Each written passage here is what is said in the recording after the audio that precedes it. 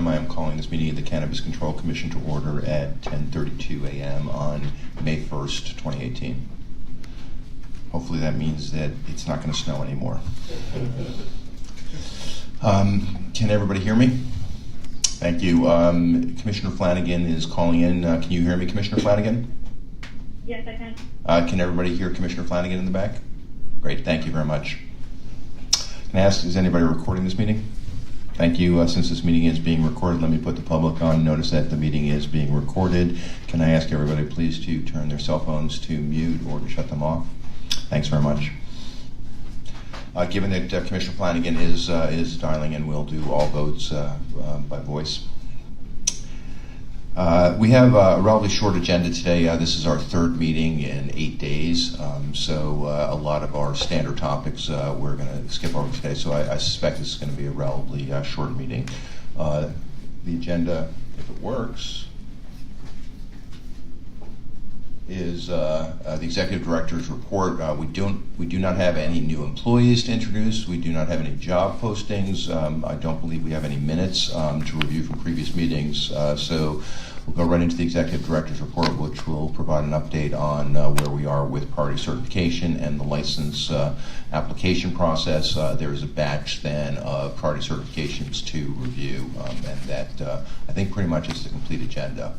So let me turn it over to the Executive Director for your report. Sure, thank you, Mr. Chairman.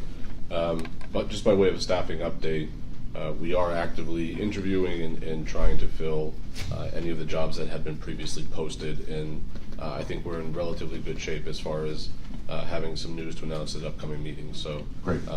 We're making good headway and progress there. We're also planning to post this week 3 jobs: the Associate General Counsel, a research analyst, and the manager of infrastructure and applications. All of which have been previously approved. All have been previously approved and are within the Commission's original vision and organizational chart. So look for that on our website as well as the Mass Careers webpage, and we'll post it for a standard of 2 weeks. So whenever we do post it, it'll be open. Right. And all that information will be published as soon as possible. That said, heading into updates on application status, this is information relative. The first slide is for information relative to certification. There have been 1,100 user accounts created.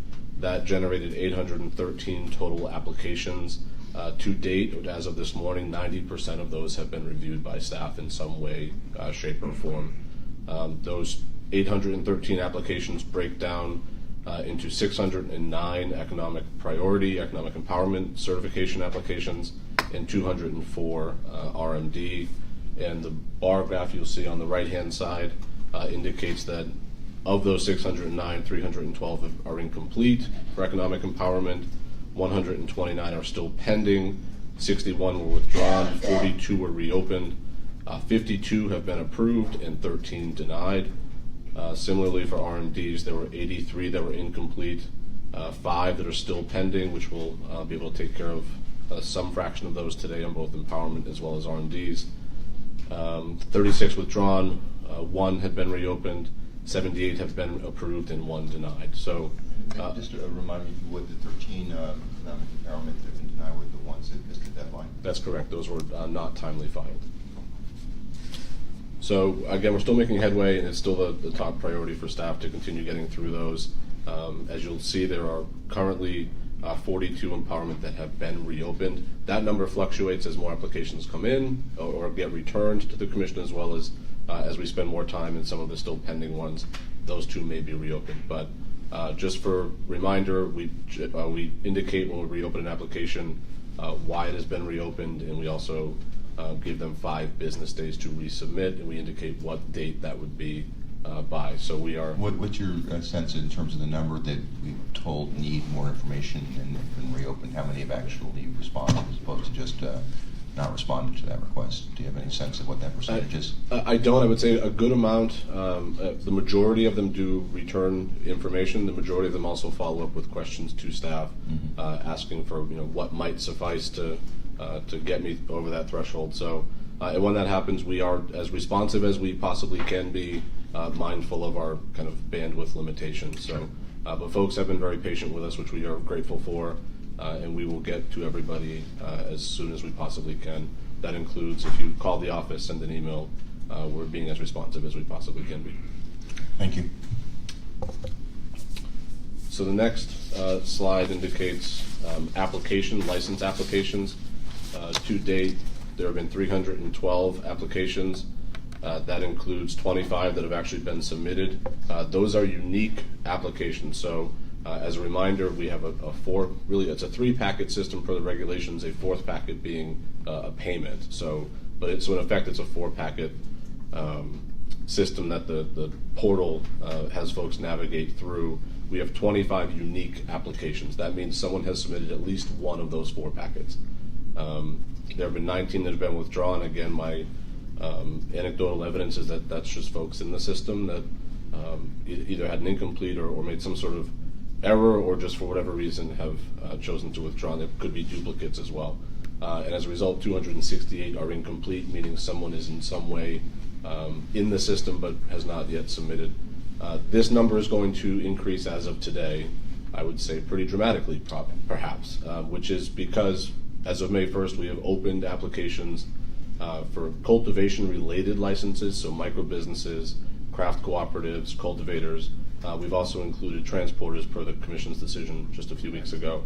That has launched successfully. The system went down for maintenance at about 7:30 last night, was back up by 8 o'clock, therefore allowing us to open applications for those related licenses as of midnight last night or this morning. So that has launched successfully, which represents yet another successful deployment of our licensing portal. And as a result, I'm sure folks are going to be in that system today developing their applications. And we'll give an update on Tuesday about That's the correct. activity. Yep. And so this information is as of last night, Right. just before the system went down for maintenance. So I extracted as much as I possibly could. Oh, that's great. Thank you. Happy to take any questions you may have. Are there any questions? Sorry if you said this already, but have there been any completed applications with all of the packets? I want to be careful saying completed. There are folks that have submitted 4 packets, but staff has not gone in to evaluate its completeness. Yeah. So as a result, we have not actually begun processing anyone's application for licensure. Any questions? Anything else in your report, Executive Director, before we move on to recommendations for approval? Not at this time, no. Okay, thank you.